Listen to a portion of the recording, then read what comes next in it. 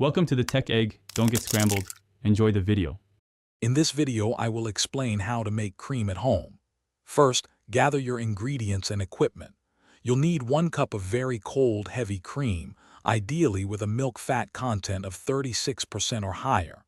Also, chill a mixing bowl and your whisk attachment in the freezer for at least 15 minutes. This cold environment is crucial for successful whipping. Let's get started with the process. Now let's move to the whipping stage. Pour your chilled heavy cream into the cold mixing bowl. Start your mixer on a medium-low speed to prevent splattering, then slowly increase it to medium-high. Keep whipping until the cream thickens and soft peaks begin to form. This usually takes around 3 to 5 minutes, depending on your mixer and cream temperature. Don't overmix at this stage.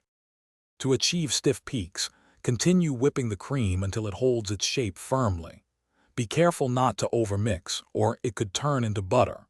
Once you have your desired consistency, you can add flavor. Gently fold in 1 to 2 tablespoons of powdered sugar for sweetness and 1/2 teaspoon of vanilla extract for a classic taste. Mix until just combined, ensuring a smooth texture.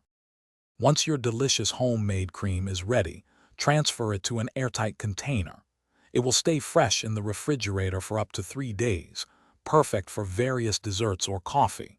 Remember to keep it chilled to maintain its lovely whipped texture. Enjoy your freshly made cream on pies, fruit, or in your favorite beverages. And hey, for those who love to read anywhere, check the description for a link to the new Kindle Paperwhite and other great deals. Thanks for watching. Consider subscribing if I helped unscramble your problems.